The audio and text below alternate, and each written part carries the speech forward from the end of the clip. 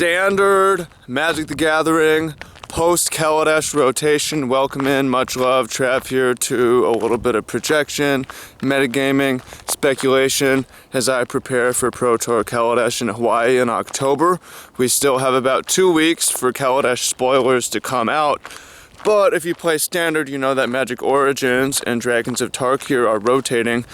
So what we can do before the new set comes out is prepare by figuring out what is still going to exist and how it's going to what it's going to look like, and what is going to be better positioned after the new sets come out. So if you play one of these decks, tell me what you think about it as I walk through the new metagame and we figure out what the fuck's about to happen. So the first deck I want to start with post-rotation is Bant Company.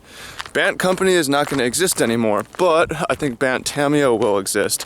So what is this dominant deck losing? It's losing Nissa, it's losing Yavimaya Coast, it's losing Collected Company, it's losing Dramoka's Command, it's losing Jace if it plays that. But it's keeping everything else. The Lumbering Falls, the Fortified Village, the Canopy Vista, the whatever the other lands are called. It's keeping the 2-drops, Duskwatch, and Selfless Spirit, and the 3-drops, Thalia, Tireless Tracker, Spell Queller.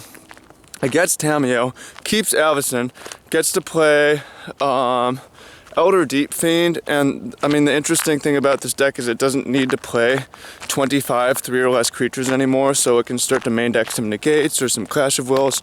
So I think that Bant is still going to be quite good, and if you play this deck, I'm interested to see what your list would be. If you want to go ahead and add it below. Let's go back this way. Deck number 2, just cover it briefly because this is like my favorite deck that I've been playing. It's Black-White Control. Black-White Control loses Read the Bones, it loses Languish, it loses Caves of Kolos, and it loses Infinite Obliteration. To me, I think it might lose Duress, I'm not sure. Those are some pretty big blows because it's losing a lot of consistency in the mana and the fastest sweeper. So that's enough for me to be like, meh. Also, losing Infinite Obliteration is a big deal because Infinite Obliteration is a huge deal against the Delirium decks. Moving on to next. The Delirium decks, whether that's Jund or Tamerge or Golgari, are these real fast decks that are trying to vomit out Ishkanah and Emrakul super fast. These decks don't lose very much at all. They lose Nissa, they lose their like A-Pain land, and they lose. That's almost it, really. It's crazy. Well, like, what does Jund Delirium lose? Not much, right? What is Tamer like Nissa's Pilgrimage if you're playing that version. But basically, that to me is like the top deck, because also Infinite Obliteration, which is good against this deck, is rotating out. So I'm interested in these fast Emrakul decks as what's going to be number one on top post rotation. What else exists? Okay, so Black-White's not existing. I might want to go Abzan then.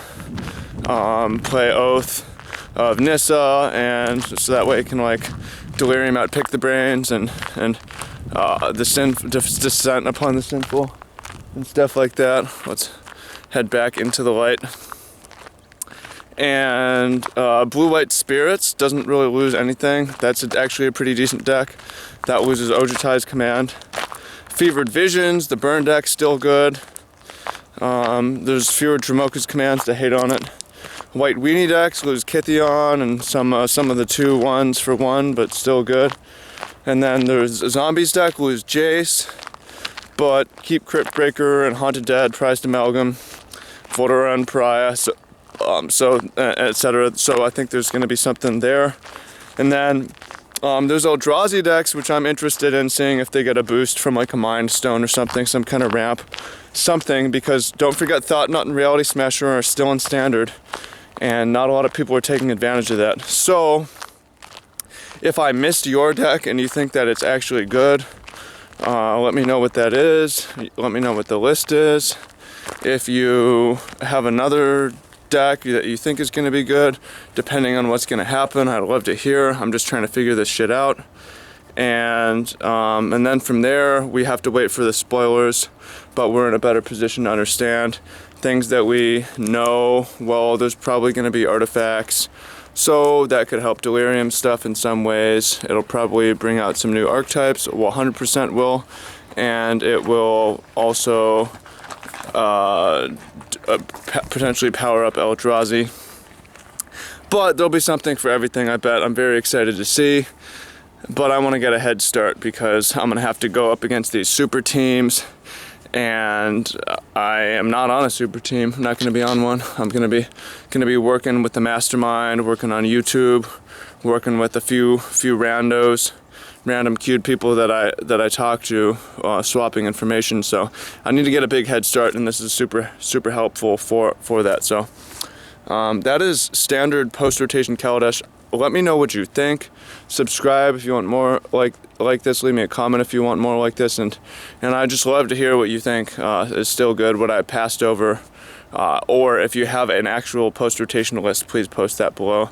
Much love. I'll see you all in the comments. Have an amazing one.